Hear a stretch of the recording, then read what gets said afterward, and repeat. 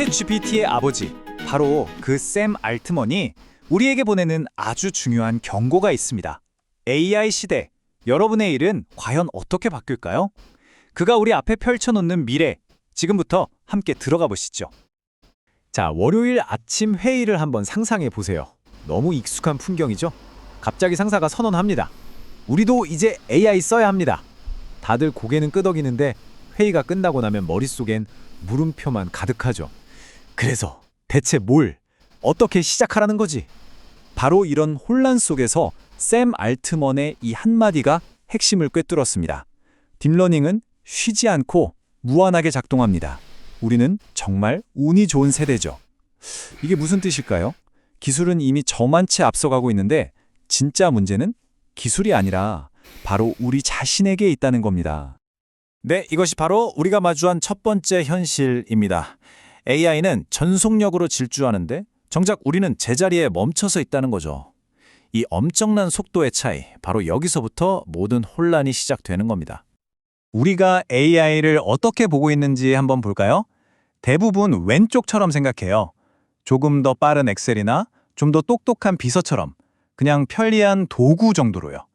하지만 알트먼이 보는 AI는 오른쪽, 즉 우리의 생각하는 방식 자체를 뿌리부터 뒤흔들 거대한 혁명에 가깝습니다. 차원이 다른 이야기죠. 그럼 여기서 우리가 스스로에게 던져야 할 질문이 있습니다. 단순히 일의 효율만 쫓다 보면 우리가 이 일을 왜 해야 하는지 그 본질적인 의미를 잃어버리는 건 아닐까요? 더 빨리 가려고만 하다가 오히려 완전히 다른 길로 빠져버릴 수 있다는 거죠. 아니, 근데 왜 우리는 AI의 진짜 힘을 제대로 못 보고 있는 걸까요? 알트먼은 그 이유를 효용의 오버행, 영어로는 capability overhang이라는 개념으로 설명하는데요. 이걸 이해하면 지금 우리가 처한 상황이 훨씬 명확하게 보일 겁니다. 효용의 오버행이란 쉽게 말해 이런 겁니다. AI는 이미 페라리급 성능을 가지고 있는데 우리는 그걸 고작 동네 마트 갈 때 쓰는 자전거처럼 쓰고 있다는 거죠. AI의 잠재력은 이미 하늘을 뚫을 기세인데 우리의 상상력과 활용 능력은 아직 땅에 발이 묶여 있는 상태. 바로 이 거대한 격차를 말하는 겁니다. 이 타임라인을 보시면 그 격차가 얼마나 어마어마한지 실감 나실 거예요. 불과 몇 년 전 우리는 GPT 3.5를 보면서 와, 글 진짜 잘 쓰는 프로그램이네, 이 정도로 생각했잖아요. 근데 지금 AI는 어떻습니까? 복잡한 수학 문제를 풀고 과학적 발견을 돕고 심지어 창의적인 아이디어까지 내놓습니다. 이건 단순히 인간의 말을 흉내내는 걸 넘어서 세상의 원리를 이해하기 시작했다는 신호입니다. 자, 이렇게 엄청난 기술 앞에서 그럼 우리 인간은 이제 뭘 해야 할까요? 이제 우리의 역할이 근본적으로 바뀔 때가 왔습니다. 정답을 찾는 사람에서 올바른 질문을 던지는 사람으로요. 여기서 정말 중요한 변화가 일어납니다.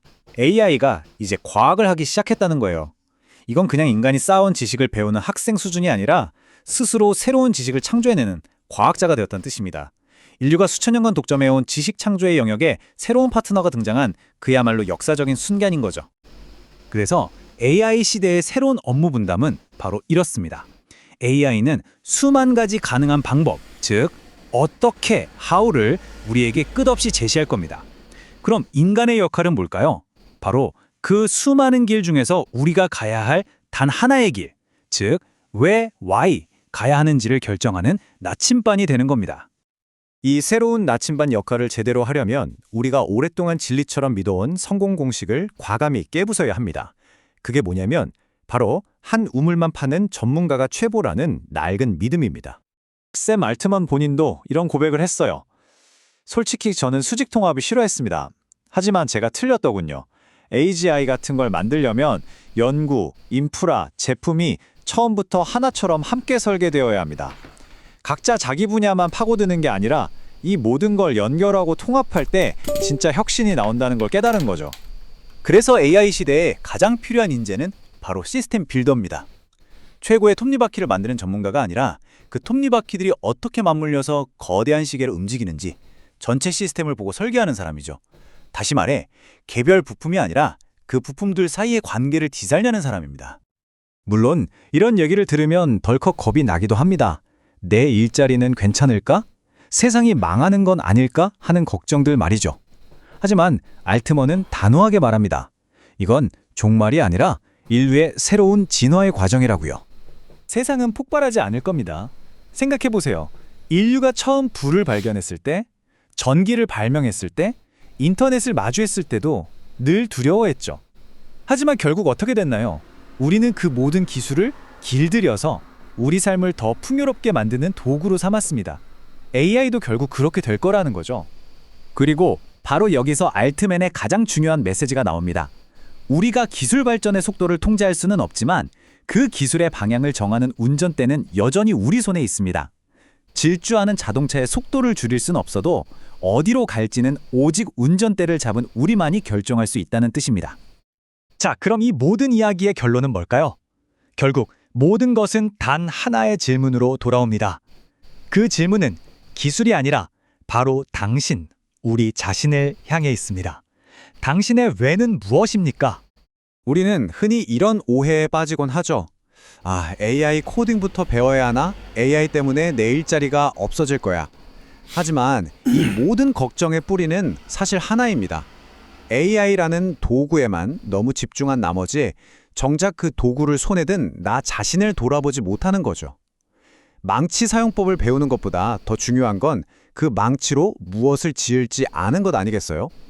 그러니까 진짜 위험한 건 AI 그 자체가 아닙니다. 인간의 뚜렷한 왜, 즉 목적 없이 기술만으로 모든 문제를 해결할 수 있을 거라면 그 위험한 착각, 바로 그게 진짜 위험입니다. 기술은 뚜렷한 목적을 가진 인간의 손에 쥐어졌을 때만 비로소 강력한 힘을 발휘하니까요. AI는 우리에게 무한한 어떻게를 알려줄 겁니다. 그렇다면 당신은 당신의 삶과 일을 관통하는 당신만의 왜, why를 알고 있습니까? 그 답은 AI가 아닌 오직 당신의 마음속에 있습니다.